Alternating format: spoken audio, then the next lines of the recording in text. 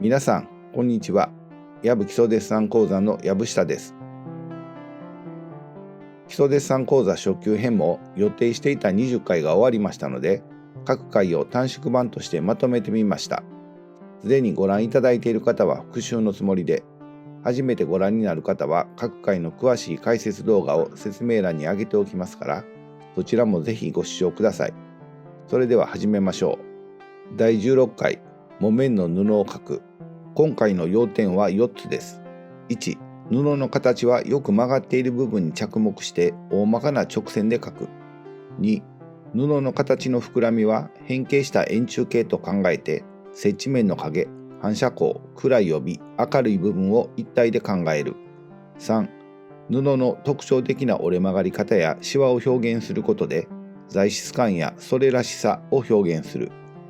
4、布を上から見た時の各部分の位置関係を常に意識する。手前と奥の距離を考えて、手前は強く濃くはっきりと描き、奥に行くほど弱く薄くぼんやりと描くことで空間を表現します。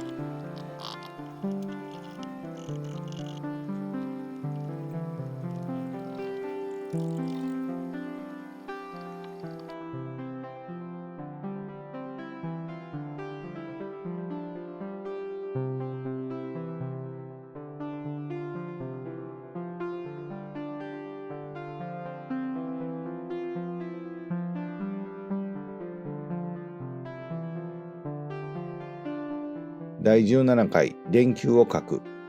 今回の要点は5つです。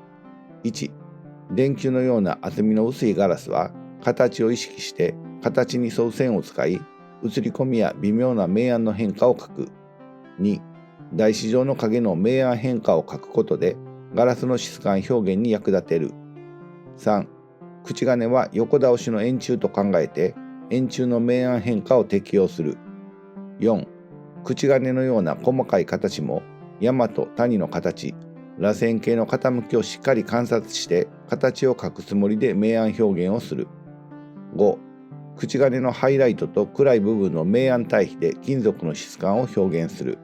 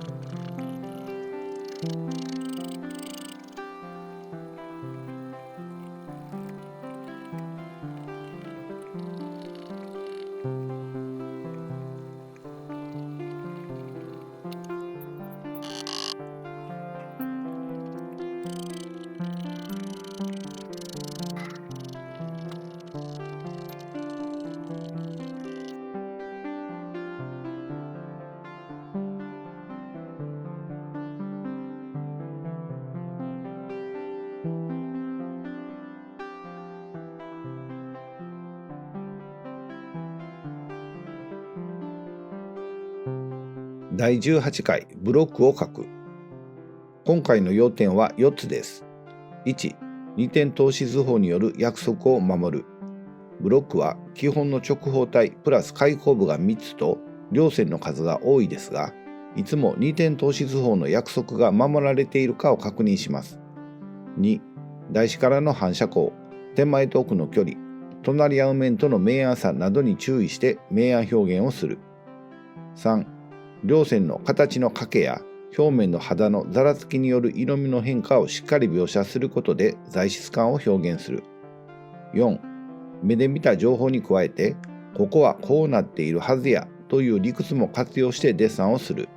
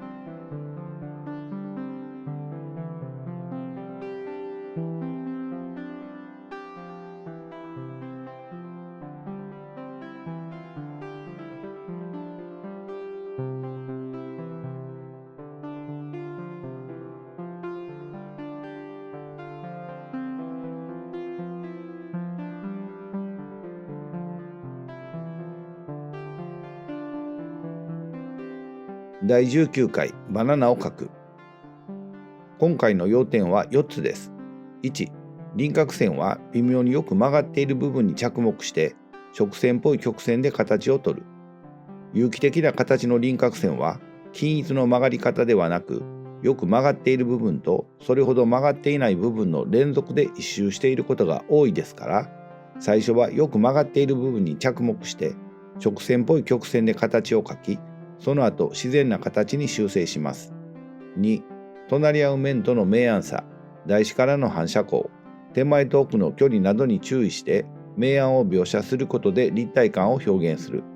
3、明暗を徐々に変化、グラデーションさせることでバナナの滑らかな質感を表現する。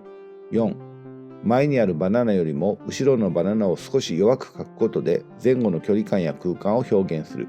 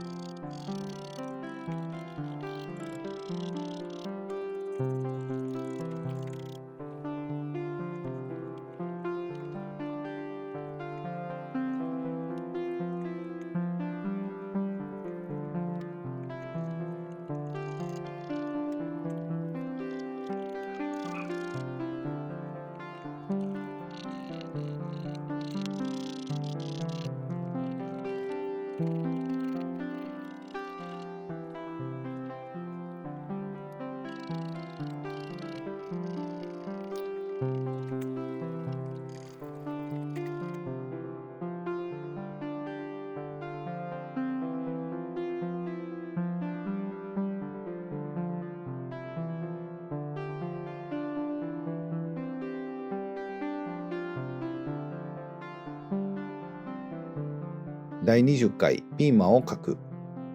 今回の要点は4つです。1、自然形態は基本形態に見立てて形や明暗を考える。一見複雑そうに見えるピーマンの形や明暗変化も横倒しの円柱と考えると理解しやすくなります。大まかに捉えることで全体像を把握し、そこから徐々に小さな形へとデッサンを進めていきます。2、形はこの字型で考えると理解しやすい。形をこの字型で考えることで、向かい合う面同士の関係に注意が向き、強い形になります。3、曲面を持つモチーフは下側と影側の反射光や回り込む曲面の描写に注意する。ピーマンは縦断する方向、横断する方向のどちらも曲面で構成されていて、小さな形の凹凸もあります。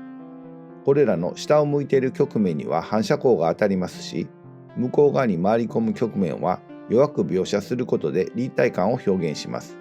4、モチーフの材質感は光の跳ね返し方の表現で決まる。ピーマンの表面は艶があり、光を強く跳ね返すハイライトや周囲のものの映り込みがあります。それらを描写することでピーマンの材質感を表現します。